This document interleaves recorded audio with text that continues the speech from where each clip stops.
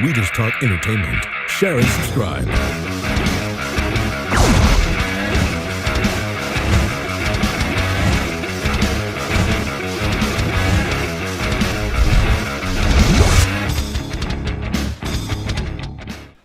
Hey guys, welcome to Entertainment Talk Nation. This is Rob. This video we're going to discuss Falling Skies episode 4. You know, I like the episode overall. I thought it was good. There's still some things that are kind of like what's going on with that. First off, it was very nice to finally see Mira Sorvino make her debut on the show, and for the little bit that we did see her, I thoroughly enjoyed it. She's a great actress, and she brought a lot of energy to the screen, and I'm hoping we get a lot of her going forward because I really think she can help the series. And I think her and Pope are going to be a perfect, combination. I mean, they're almost the same, so they'll conflict. And there's that old saying that only opposites attract. But I have a feeling these two are going to get along in a very love-hate type of way. That's what I see. Hal was left in charge while Tom went on a rescue mission with Coach East to get his son Matthew. Hal did okay until he ran into Sara and Pope when they returned from the little house that she was staying in, and basically made him look like a douche. So Hal still has a lot to learn. He's still a little wet behind the ears when it comes to leadership, but we'll see how that plays out in the future. I think the biggest thing about this episode was the reveal of the kind of mutant aliens, kind of human hybrid, and that's definitely interesting. That's probably the one thing about this episode that I was like, wow, that looks pretty cool. I mean, that could go somewhere, because now you wonder just who else is going to be turned into this. And we know that the first person that was to fall, to this new mutation was Dan Weaver's daughter, Jeannie. And it was very, very sad. When you consider that last year he found her and she was by his side and he had, spent some ample time with her. Now she's gone. She's gone. She saved his life, but unfortunately she fell to the skidder, and Dan knew it was her. I mean, she even called out to him, calling him dad, and it was sad. I gotta say, I expected Weaver to be a little bit more sad about it, but I think what his reaction basically told me that he had an idea something happened to her, because he hadn't seen her in a long time. Remember when they went from the cage, when they went from traveling to being in the ghetto, 4 months had passed. So many different things could have happened to Jeannie during that time, and I think at some point or another, Dan accepted that he may possibly not see her again and that she might possibly be dead. So now getting that confirmation, I don't think it hurt him or it bothered him as much as it would if he had found out a lot sooner before accepting her death. Nonetheless, but it was sad. It was sad. It was sad for the character. Jeannie, being his daughter, and Dan, obviously, very fond of her. So it sucked that it ended up being her that turned into this mutated alien human hybrid. And under all that, Matthew was rescued. Thanks to his father and Coach East, and now we can see that the second mass is going to be eventually meeting up back together, and I think that that's going to be a good thing for the show. I think they need that. I think they need to get back to that. The second mass is together. Here's the new threat from the Esphini, who we got to see them exchange dialogue and kind of hint at a certain plan and all these bigger things happening. We saw Lexi continue to kind of be conflicted in terms of what the Esphini want and what her mother and the second mass or the people want. And her obviously not knowing that the Esphini are full of crap.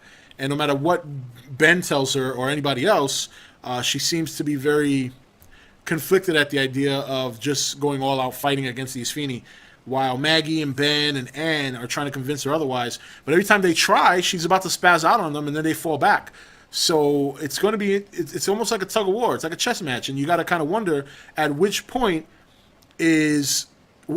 basically what's going to be the breaking point. And when the breaking point does happen, is it going to happen in favor of the party, or is it going to happen in favor of the Esphini? Interesting stuff. So there's some elements there that are really getting good, but at the same time, it's taken a while for the second mass to get back together. I like Mira Sorvino's introduction to the show now. I think she's going to be a good addition. I think she's going to help a lot. The ghetto being gone and the group seemingly looks like they're going to get back together soon. I think that's going to be a big plus. Interested to see how the storyline is going to play out with the mutated human-alien hybrids.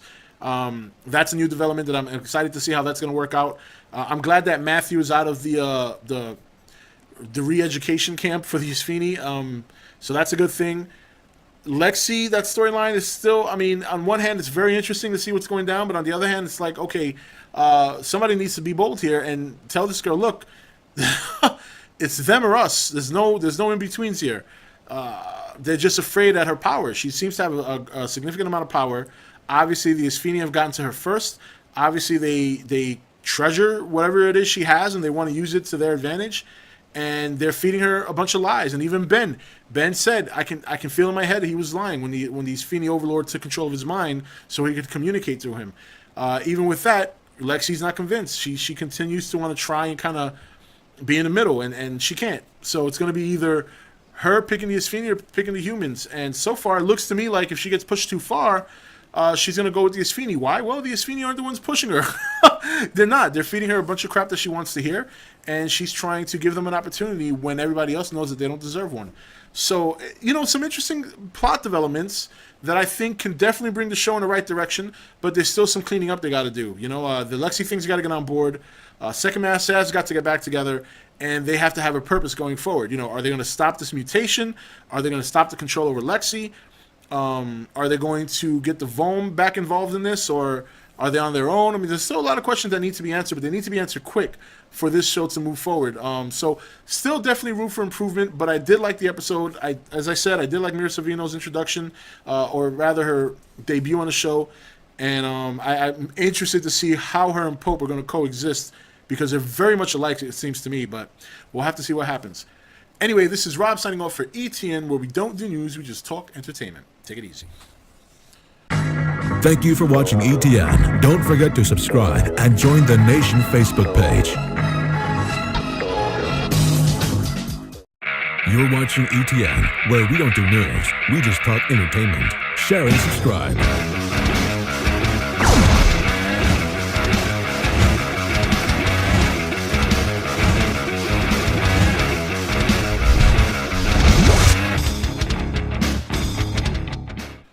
Hey guys, welcome to Entertainment Talk Nation. This is Rob. This video, we're going to discuss Falling Skies, Episode 4. I like the episode overall. I thought it was good.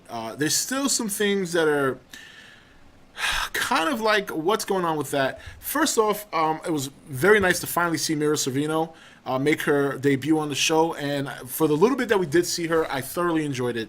She's a great actress, and she brought a lot of energy to the screen, and I'm hoping we get a lot of her going forward, because I really think she can help the series. And I think her and Pope are going to be a perfect,